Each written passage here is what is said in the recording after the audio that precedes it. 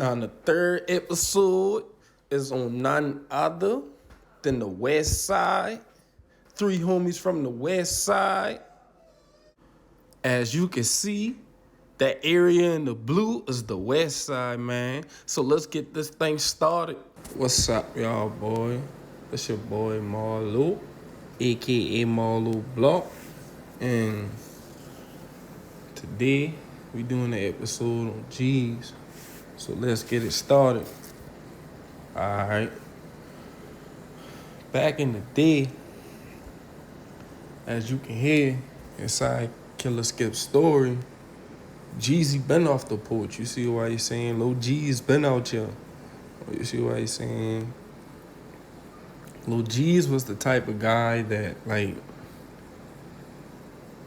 when you meet him, you could have already tell he was before his time. You see what I'm saying?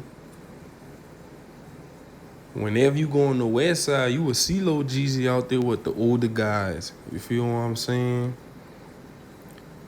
Jeezy would let people know that it was Romney Street West Side forever. You feel what I'm saying? I done heard rumors where Jeezy done hit the dice game and he break everybody. You see what I'm saying?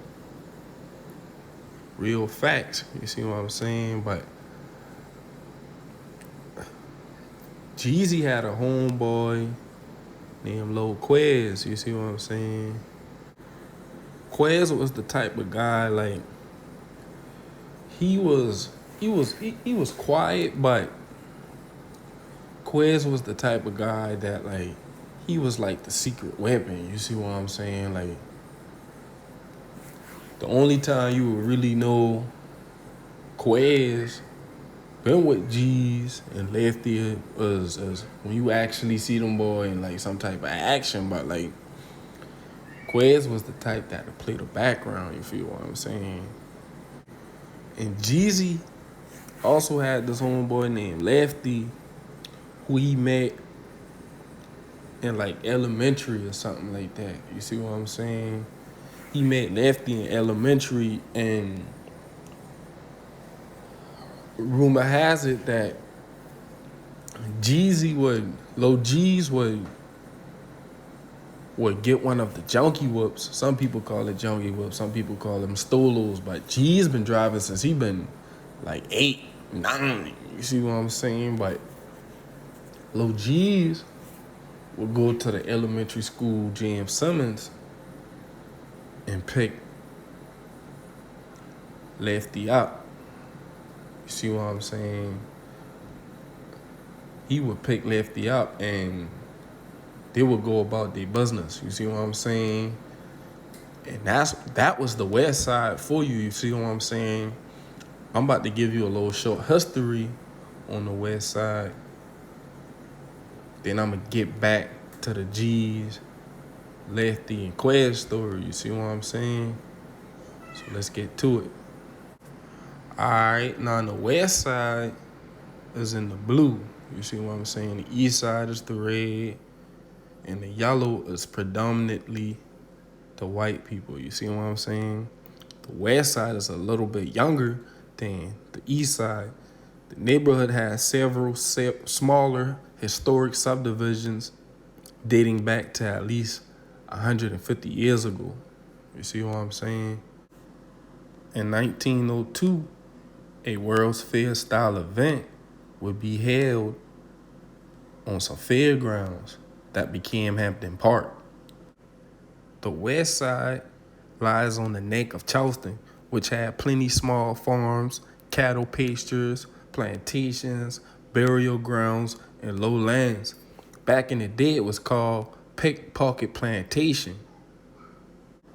Hampton Park is in honor of Confederate General Wade Hampton III, who had the most collection of slaves in the entire South. Hampton Park is where they also hung more than 200 black Union soldiers and buried them in a mass gravesite. Hampton Park was also a racetrack for horses. You see what I'm saying? Now let's get back to this Geez story. Alright, now after Geez had picked Lefty out from the elementary, they would proceed to hang around each other and they grew a bond through loyalty. You see what I'm saying? Geez, Quez, Lefty, they all grew a bond through loyalty, and they would be putting together little hustles to get money. You see what I'm saying? Lefty was very good at sports. You see what I'm saying? And Geez was always street smart. You see what I'm saying? Geez grew up with the older guys. You see what I'm saying? Geez was always street smart, and Quez was the quiet type of guy who had a lot of brains. You see what I'm saying? And they just put their mind together, and for the next few years, they would be in the hood doing what the youngsters do. You see what I'm saying? Balling, playing basketball, just in the hood. You see what I'm saying? And G's would when they were young, when G's had picked Lefty up from the elementary school, he would teach Lefty how to make palmetto roses. You see what I'm saying? And if you from Charleston, when you walk down there, you would see the little boys out there selling the palmetto roses. You feel what I'm saying? And you could have made like $150 or $200 a day. So those guys always had like money in their pockets. You see what I'm saying? And they used to go in that slave market in downtown Charleston to make that bread off the many tourists that came down there. You see what I'm saying? But I'm about to give you a little short history on where the palmetto roses came from. You see what I'm saying? Gullah Geechee roses, also known as palmetto roses. The Gullah Geechee culture came from the descendants of West Africa who was forced to the colonies through the transatlantic slave trade. They were brought to Charleston because of their knowledge of making rice, but they also had many other powers in culture, as in art, food, and music. Being that the moist climate and landscape resembled that of West Africa, the Charleston area was perfect for West African slaves. That's the slave market right there, where more than 100,000 West Africans were purchased and taken to cities throughout the United States of America. This is where more than 40% of slaves were sold at. So a very high percentage of African Americans in the country can trace their roots back to South Carolina, Charleston to be Pacific, downtown to be even more Pacific. You feel what I'm saying? But I grew up selling roses down there, and I used to make about between $130 and $200 a day. I was 11 years old, buying my own shoes and clothes sometimes for school. You see what I'm saying? Going to school with a bankroll. But those roses right there, you see, those are the people sell them out and about. But rumor has it that during the Civil War, the soldiers' girlfriends would stitch the roses into their battle suits. You see what I'm saying? The palmetto roses are made out of palmetto fronds. You see what I'm saying? And you can see the little sweetgrass baskets that are made out of palmetto roses too. You feel what I'm saying? So it's possible to make like $2,000 and $3,000 and things like that off the sweetgrass baskets to the people on the table, all those spot down there on the slave market. You see what I'm saying? But I'm about to jump back into the story. Alright, now they would proceed to be getting money and doing what they doing. You know, the young age, 12, 13, 14, keeping some money in their pockets, doing, they're before their time, you see what I'm saying? And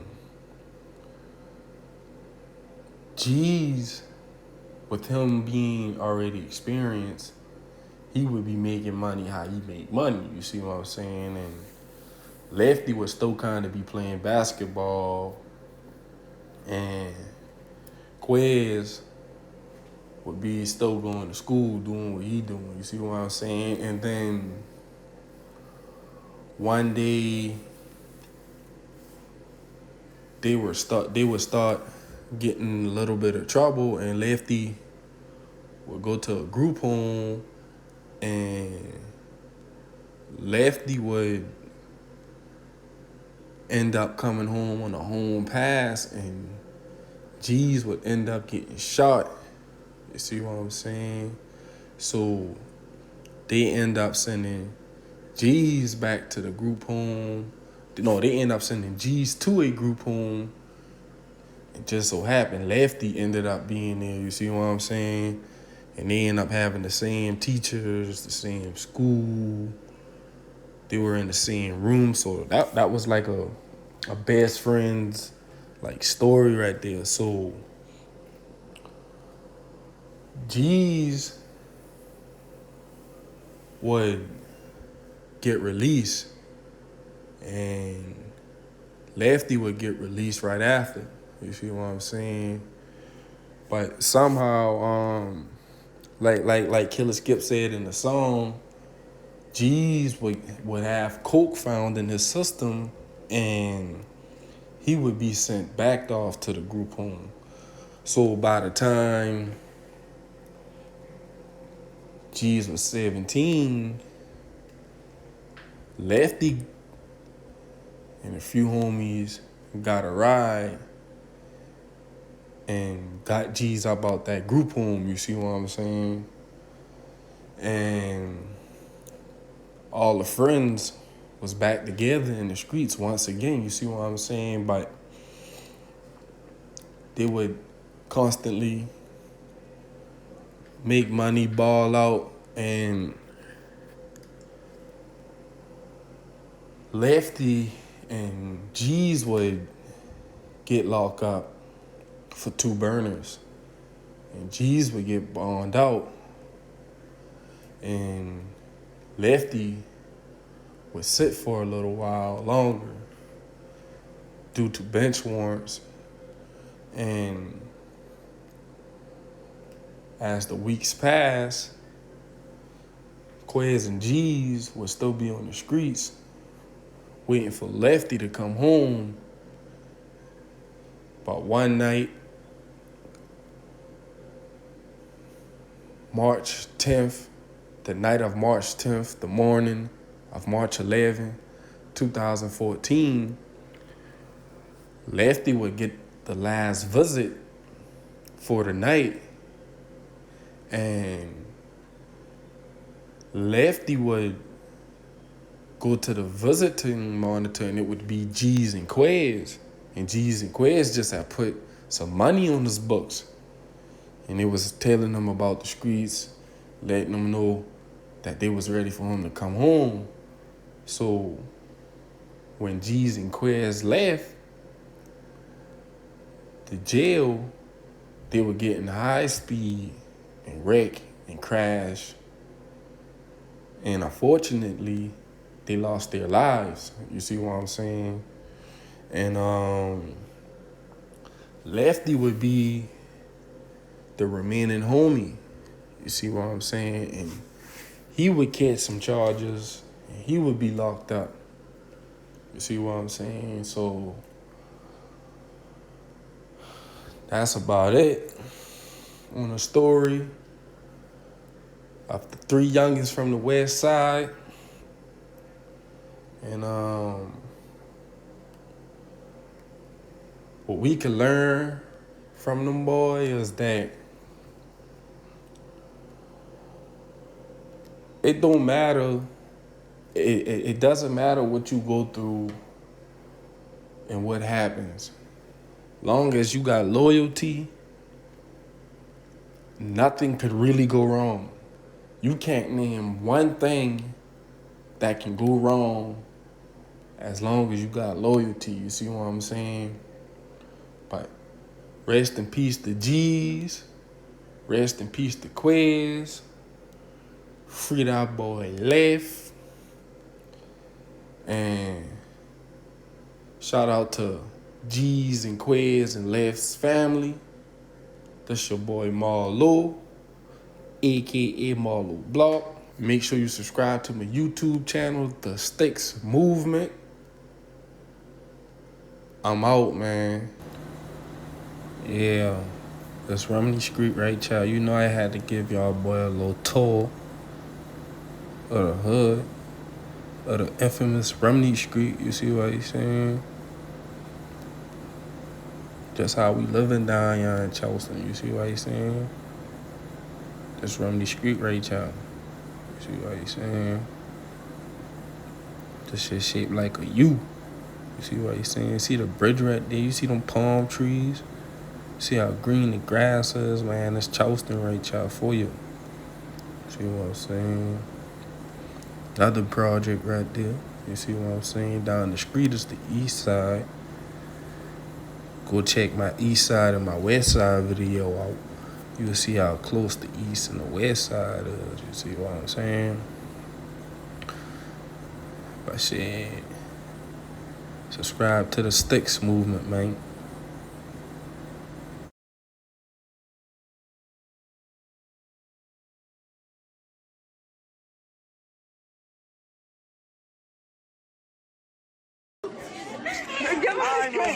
Y'all get him. I'm ready to go. Where the people at with the ticket? I'm ready to go. This is not for children because I ain't got no children. I am dead.